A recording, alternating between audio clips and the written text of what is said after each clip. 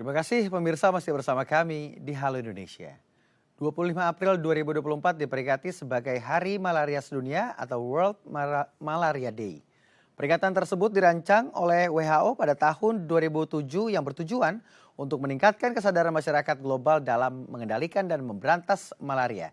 Sebagai upaya pengendalian, Indonesia juga berupaya mencapai bebas malaria tahun 2030.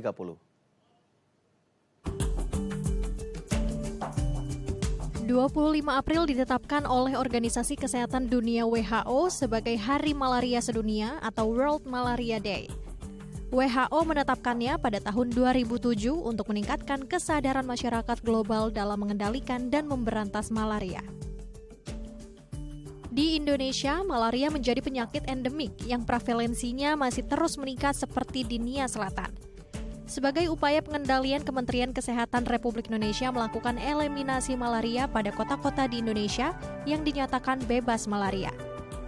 Hingga April 2023, total sementara eliminasi malaria mencapai 381 kabupaten kota di 5 provinsi, setara dengan 67% dari total 514 kabupaten kota di Indonesia. Untuk membahasnya lebih lanjut, kita telah terhubung dengan Maxiren Rondonuwu selaku Ditjen P2P Kementerian Kesehatan Republik Indonesia. Selamat siang, Pak Maksi, apa kabar? Selamat siang, Pak Akbar, kabar baik dan sehat. Baik, terima kasih Pak Maksi telah menyempatkan hadir di program kami Halo Indonesia. Pak Maksi, bicara soal perkembangan kasus malaria di Indonesia. Ini ada yang menyebutkan bahwasannya sekitar 90% ini kita Indonesia menyumbang penyakit malaria di kawasan Asia Tenggara. Tanggapan Anda Pak Maksi?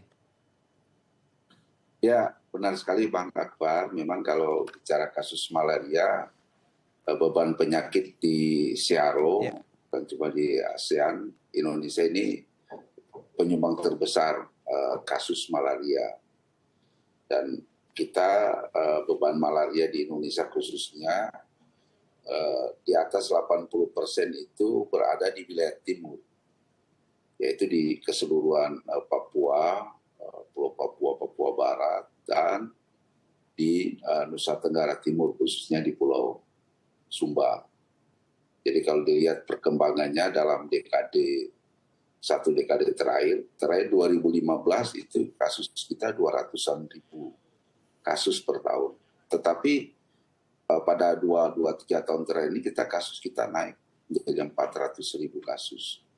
Hal ini bukan berarti kasusnya dulu tidak berhasil terungkap, tapi memang dikarenakan kasus ini pelaporan kita semakin baik dan kita tahun lalu sangat masih melakukan screening di masyarakat kita.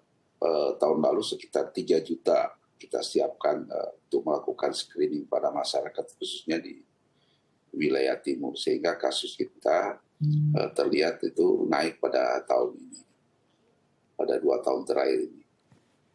Demikian Bang Akbar. Baik, kasusnya terus menaik pada 2 tahun terakhir begitu ya Pak Rin? Iya. Baik, lalu bagaimana perkembangan kasus? Betul. Ini dengar-dengar Pak Rin juga sedang melakukan rakernas begitu ya, dan dalam pembahasannya ada juga pembahasan terkait perkembangan kasus malaria. Poin-poin apa saja yang dibahas Pak saat ini? Iya, jadi betul saat ini kita lagi rapat kerja kesehatan nasional. Ya. Tentu program-program prioritas yang banyak dibicarakan dengan daerah, termasuk salah satu malaria. Ya, kita tahu bersama bahwa penanggulangan malaria ini penyakit yang sudah lama, penyakit yang sudah berpuluh-puluh tahun tapi belum selesai di Indonesia. Oleh karena itu tentu penanggulangannya harus betul-betul memerlukan suatu strategi yang lebih baik dengan perkembangan teknologi yang ada. Kami yang pertama tentu upaya-upaya yang dasar di masyarakat itu harus betul-betul dilakukan, upaya-upaya promotif, edukasi ke masyarakat. Karena seperti di Papua ini mereka menganggap ya malaria ini penyakit rakyat, penyakit yang tidak berbahaya bagi mereka. Ini perlu kita edukasi terus. Kemudian di samping itu upaya preventifnya harus kita dilakukan. Yang saat ini kita lagi melakukan tadi presentasi dari Kepala Dinas Papua untuk melakukan piloting untuk masyarakat di daerah endemis tinggi. Endemis tinggi itu yaitu annual parasit incidence itu di atas 5 di antara 1.000 orang. Nah itu kita lakukan upaya preventif untuk minum obat massal. Yeah. Dan ini saya kira sudah terjadi beberapa penyakit-penyakit lain seperti filaria itu berhasil. Dan sudah dilakukan di beberapa distrik dan tren penurunannya dalam 1 tahun terakhir ini sangat tajam. Jadi saya kira itu dibicarakan upaya preventif di samping nanti pengembangan vaksin ke depan. Di samping itu juga upaya-upaya terapi karena terakhir juga kesiapan rumah sakit menanggulangi malaria berat itu juga dibicarakan. Demikian Pak Akbar. Tapi bagaimana Pak terkait pemberian vaksin ini kan upaya untuk pencegahan tentunya. Apakah masih masif terus dilakukan di beberapa daerah-daerah yang memang rawan terkena malaria? Lalu bagaimana tingkat keberhasilan vaksin tersebut? Ya, memang saat ini seperti saya katakan tadi kan upaya ke depan. Jadi kita untuk vaksin malaria Indonesia belum melakukan programnya karena memang ini vaksin ini baru ada 1 di dunia ya 21 yang dikembangkan di Afrika. Afrika itu diberikan pada usia balita dan keberhasilannya sangat baik. Tapi baru untuk penyakit malaria yang disebabkan oleh parasit satu jenisnya itu malaria yang disebabkan oleh falciparum jenis falciparum. Nah Indonesia kita harapkan ke depan ya kita lagi minta untuk melakukan uji klinik di WHO bisa menerapkan vaksin malaria khususnya di endemis tinggi tentu dengan melakukan awal dengan uji klinik dulu dan kami minta bukan cuma anak-anak balita tapi harusnya dengan dewasa. Jadi belum diterapkan ya Pak Akbar untuk vaksin. Baik. Untuk vaksin. Karena menurut kami yang mulai itu dengan vaksin.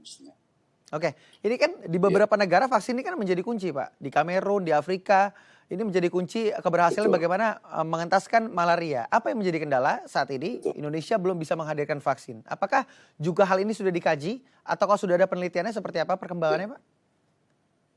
Ya, seperti saya katakan tadi, vaksin di Afrika mungkin jenis malaria kan ada 3 karena malaria karena penyebabnya jenis parasitnya Vivax, kemudian ada falciparum, kemudian ada tersiana itu biasanya juga ada yang mix, sehingga itu perlu dilakukan uji klinik dulu di Indonesia sehingga vaksin yang betul-betul akan diterapkan Indonesia itu betul-betul sesuai efektivitasnya dengan jenis malaria yang ada di Indonesia. Ya, jadi tahapannya itu harus seperti itu dan kami baru melakukan negosiasi tentu dengan seperti Bio Farma kerjasama tentu dengan yang sudah produksi vaksin di di Afrika untuk kita lakukan uji klinik di Indonesia khususnya di wilayah timur dengan endemisnya yang tinggi. Oke. Ya, Lalu sejauh ini upaya apa pemerintah Pak untuk beberapa hal mungkin pencegahan yang langkah yang konkret begitu selain adanya upaya vaksinasi yang dilakukan di beberapa negara, selama ini Indonesia melakukan langkah apa Pak? Ya, jadi seperti saya katakan tadi penanggulangan malaria kita mengenal dengan ada 3 kategori untuk daerah endemis tinggi yang tadi apinya annual parasit incidence di atas 5 itu upaya sebenarnya prinsipnya sama ya di daerah sedang dan rendah, tetapi untuk daerah tinggi yang kita tahu bersama penanggulangan strategi penanggulangan kita itu yang pertama tentu yang upaya promotif dan edukasi ke masyarakat itu harus juga itu penting, termasuk bagaimana upaya edukasi supaya menjaga lingkungan yang bersih ya karena sumbernya di nyamuk.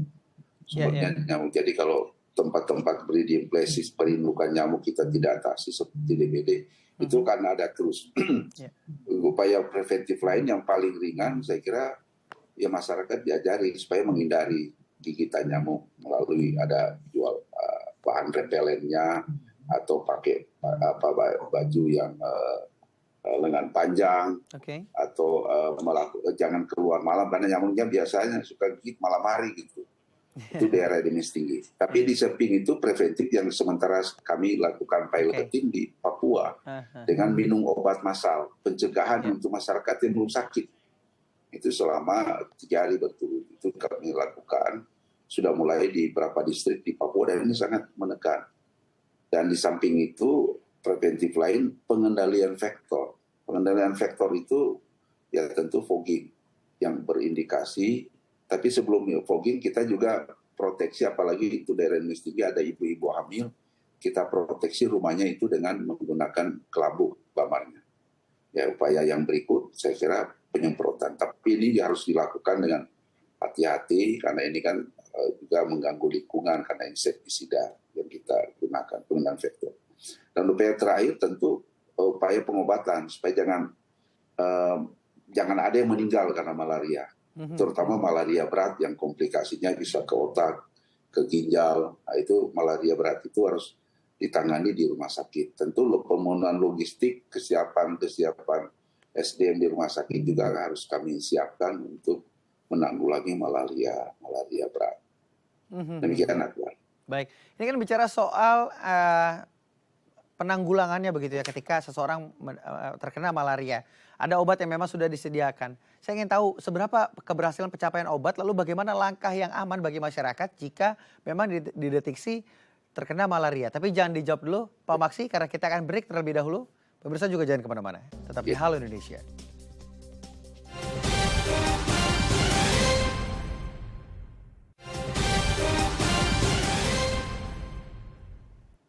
Terima kasih pemirsa masih bersama kami di Halo Indonesia. Kita masih akan berbincang bersama Maxine Ren Rondonuwu selaku Dirjen P2P Kemenkes Republik Indonesia. Pak Maksi? Kita lanjutkan perbincangan kita, Pak. Tadi salah satu penanggulangannya adalah diberikannya obat. Sejauh mana, Pak, obat yang dimiliki Indonesia sendiri untuk keefektivitasnya dalam menanggulangi masalah malaria? Ya, Pak Akbar. Jadi memang pemenuhan logistik ini sangat penting sekali, terutama obat. Baik obat minum, DHP yang diberikan pada penderitanya, dengan kita harapkan efektivitasnya itu kalau obat yang diberikan selama 3 hari diminum dengan benar, itu pasti efektif. Ya, dan tergantung jenis malarianya, jadi obatnya harus diberikan menurut jenis malarianya dan harus tuntas, harus diminum semua. Tapi di samping itu juga saya bilang tadi ada upaya pencegahan orang yang belum sakit tapi daerah endemitas tinggi, apalagi di Papua, itu minum obat. Itu ada obat pencegahan, tentu dosisnya beda. Itu juga kalau dilakukan dengan sungguh-sungguh, betul-betul parasit yang sudah ada, karena ada malaria, parasitnya sudah ada di tubuhnya, masih bersembunyi, belum ada gejala. Begitu daya tahan tubuh turun, baru timbul gejala. Sehingga itu diberikan obat preventif. Ya. Di samping itu juga kita kesiapan logistik untuk malaria berat. Kita harapkan itu ditanggulangi di rumah sakit. Ada suntikan malaria yang melalui infus itu diberikan. Nah, pemenuhan logistik ini itu kami betul-betul atur dan kami sudah masukkan dalam suatu sistem dalam Smile bersama-sama dengan pemantauan logistik yang vaksin-vaksin yang rutin kita gunakan sehingga kita bisa tahu kekosongan vaksin obat-obat yang kurang di daerah sehingga bisa kita segera dropin. Tapi saya kira manajemen logistik itu seperti Bang Apa itu sangat penting karena itu obat-obat yang saat ini ada itu masih efektif, belum resisten terhadap malaria, masih efektif. Demikian Pak Akbar. Masih efektif dan juga resisten. Lalu mengapa Pak ini angkanya masih juga tinggi? Permasalahan apa yang didapatkan oleh teman-teman Kementerian Kesehatan di lapangan? Ya saya katakan tadi memang kalau kelihatan trennya tinggi, termasuk berapa bupati wali kota itu di daerah Papua itu komplain kok kasusnya naik. Karena memang upaya kita, karena kalau kita tidak mencari yang positif, tadi upaya screening masif, tadi saya katakan tahun lalu 3 juta kita siapkan untuk mencari parasit-parasit yang sudah ada pada tubuh manusia melalui screening. Ini harus diobati, begitu diobati, tidak ada parasit. Berarti kan kalau nyamuk gigit di dia itu nggak ada parasit lagi. Karena kalau parasit habis dia gigit, nyamuk kan diserap darah, dia pindah ke orang yang tidak sakit, penularan siklusnya berjalan terus. Sehingga itu harus dicari, dilakukan screening, sehingga kasusnya itu kelihatan naik. Nanti pada satu saat kalau orang lebih masif lagi kita cari kasus, semua masyarakat kita screening, khususnya di daerah-daerah endemis tinggi di Papua, masyarakat semua di screening positif kita obati, dan yang belum juga positif kita kasih obat pencegahan. Saya sangat yakin dalam waktu 2-3 tahun ke depan kasusnya akan turun drastis. Demikian. Bicara soal pemetaan kasus, Pak Maksi, ini daerah paling tinggi di mana saja, terus bagaimana ini karakteristik di mana malaria ini mudah dan gampang sekali berkembang? Ya, seperti saya katakan tadi bahwa di atas 80% kasus malaria Indonesia, bahkan sampai 90% itu ada di Papua. Papua. Kenapa ada di Papua? Karena memang saya tahu memang Papua ini dari sisi geografisnya ya sangat sulit, dan memang tempat-tempat tertentu masih banyak belum ada pemukiman, dan tempat pemukiman pun rumah-rumahnya itu jarak-jarak jauh, dan memang banyak sekali tempat-tempat perindukan nyamuk, ada rawa, ada hutan-hutan. Jadi nyamuk dengan mudah berkembang di situ. Saya kira itu alam ya, kita tidak bisa rubah. Jadi kasusnya itu paling banyak di situ. Begitu juga di Pulau Sumba. Pulau Sumba itu ada 4 kabupaten, satu pulau itu kasus malaria itu sangat banyak di daerah itu. Di mana ada tempat perindukan nyamuk yang tinggi, sudah pasti tempat menjadi sumber untuk berkembangnya nyamuk, dan kita tahu penyakit ini ditularkan oleh nyamuk. Demikian, Pak. Baik, artinya masih ada terus upaya pemetaan dan juga screening yang juga akan dilakukan untuk mencapai target di 2030 kita akan mengeliminasi malaria. Betul. Kalau melihat grafiknya Pak, dari perkembangan kasus sejak pertama kali ditemukan hingga saat ini, apakah data terus fluktuatif atau lama-lama juga kita akan menuju ke 2030 dan beberapa target juga akan kita selesaikan, di mana target tersebut adalah mengeliminasi penyakit malaria? Ya, Bang Akbar. Jadi indikator kami jelas sekali di rencana pembangunan jangka menengah bahwa untuk menuju eliminasi tahun 2030, indikator yang kita tetapkan pertama kabupaten kota eliminasi. Tren kita setiap tahun lalu kita targetkan 381, kita capai bisa 389 kabupaten kota, jadi melebihi dari target 2023. Tahun 2004 ini kami bikin pemetaan untuk mengejar target kita ada 405 kabupaten kota, dan kita sudah tahu berapa kabupaten kota yang kita kejar sampai akhir tahun, dan kemungkinan juga akan melebihi 405. Baik. Hanya yang paling berat yang saya katakan tadi, untuk nanti sekarang sudah masuk pemetaan kita di daerah yang hard rock, yang betul-betul sangat keras upaya penanggulangannya yang ada di Papua. Makanya upaya-upaya tadi yang belum dilakukan seperti minum obat massal kami sudah lakukan di piloting di Papua. Baik. Jadi sudah provinsi sesudah kabupaten kota kita melakukan eliminasi di wilayah provinsi. Provinsi sudah ada 5, memang hampir semua Jawa dan Bali yang sudah eliminasi, ditambah nanti sesudah itu regional. Kita ada pemetaan begitu, misalnya wilayah Sumatera itu 2025 kita harapkan sudah eliminasi seluruh Sumatera. Kalimantan 2027 dan 2030 kita harapkan di wilayah Sulawesi. 2030 sudah ketemu nih Pak Maksi targetnya. Terkait investasi anggaran, apakah semakin ditingkatkan Pak Maksi? Ya, tentu anggaran itu harus disesuaikan, terutama yang saya sampaikan tadi, upaya melakukan screening. Screening termasuk peran daerah terutama untuk pembiayaan kader. Saya kira dana desa bisa digunakan. Karena untuk daerah jangkauan sulit kita tidak mungkin semua dilakukan tenaga kesehatan. Kita harus bantuan tenaga sebagai petugas di community yang kita latih, dan kita latih kewenangannya itu sampai memberikan obat pada masyarakat. Itu yang kita lakukan untuk khusus daerah di daerah keseluruhan Papua. Jadi dukungan anggaran itu saya kira jangan cuma di Kementerian Kesehatan, tapi harus dengan pemerintah daerah, termasuk kementerian lain, termasuk Kementerian Desa. Itu saya kira kami sudah beberapa kali rapat dan mereka sangat setuju dengan melakukan dukungan, termasuk swasta. Ada juga yang CSR yang yang dilakukan di Papua, ada yang klinik-klinik swasta, mereka juga kita kerjasama. Baik, Pak Maksi, kita juga tentu berharap ya di Hari Malaria Sedunia ini semoga target eliminasi penyakit malaria di Indonesia 2030 juga tercapai. Terima kasih Pak Maksi, sukses selalu. Amin. Selamat beraktivitas Pak. Bang Akbar, makasih. Baik. Pemirsa, usai jeda kami akan mengajak Anda melihat masjid di Tanah Karo. Informasinya akan kami sajikan sesaat lagi, tetap di Halo Indonesia.